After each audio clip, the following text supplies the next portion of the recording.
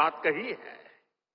गीता में ही कहा गया है, लोक संग्रहम एवापि संपश्यन कर्तुम अहर्षि। इन दोनों ही श्लोकों का अर्थ यही है कि हम लोक कल्याण के लिए काम करें।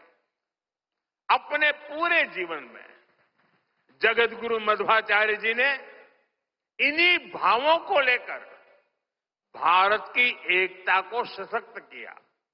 साथियों, आज सबका साथ, सबका विकास, सर्वजन हिताय, सर्वजन सुखाय, ये हमारी नीतियों के पीछे भी भगवान श्री कृष्ण के इन्हीं श्लोकों की प्रेरणा है। भगवान श्री कृष्ण हमें गरीबों की सहायता का मंत्र देते हैं और इसी मंत्र की प्रेरणा आयुष्मान भारत और पीएम आवास जैसी स्कीम का आधार बन जाती है। भगवान श्री कृष्ण हमें नारी सुरक्षा, नारी सशक्तिकरण का ज्ञान सिखाते हैं और उसी ज्ञान की प्रेरणा से देश नारी शक्ति बंधन अधिनियम का ऐतिहासिक निर्णय करता है।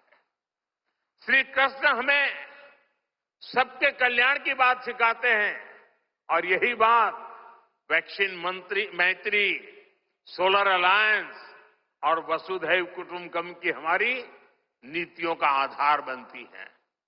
साथियों, श्री कृष्ण ने गीता का संदेश युद्ध की भूमि पर दिया था और भगवत गीता हमें ये सिखाती है कि शांति और सत्य की स्थापना के लिए अत्याचारियों का अंत भी आवश्यक है।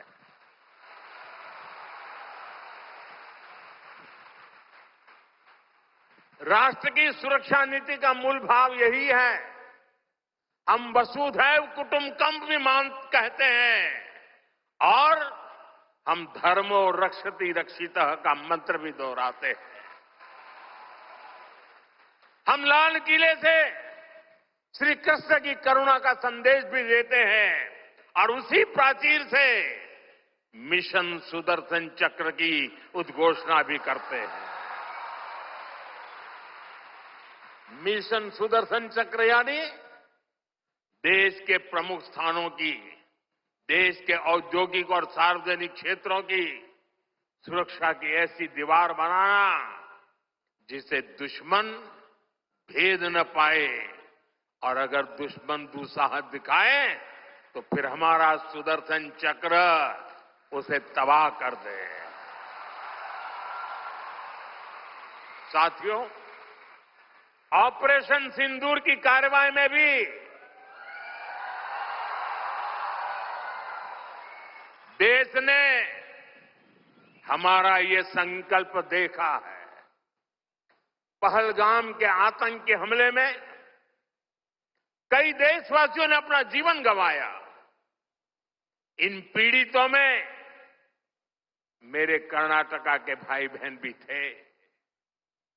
लेकिन पहले जब ऐसे आतंकी हमले होते थे तो सरकारें हाथ पर हाथ रखकर बैठ जाती थी।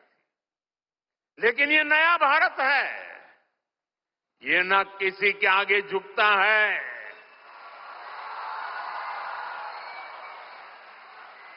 और न ही अपने नागरिकों की रक्षा के कर्तव्य से डिगता है। हम शांति की स्थापना भी जानते हैं और शांति की रक्षा करना भी जानते हैं। साथियों, भगवत गीता हमें कर्तव्यों का, हमारे जीवन संकल्पों का बोध कराती है और इसी प्रेरणा से मैं आज आप सभी से कुछ संकल्पों का आग्रह भी करूंगा। ये आग्रह 9 संकल्प की तरह है जो हमारे वर्तमान और भविष्य के लिए बहुत आवश्यक है। संत समाज जब इन आग्रहों पर अपना आशीर्वाद दे देगा तो इन्हें जन जन तक पहुंचने से कोई रोक नहीं पाएगा। साथियों, हमारा पहला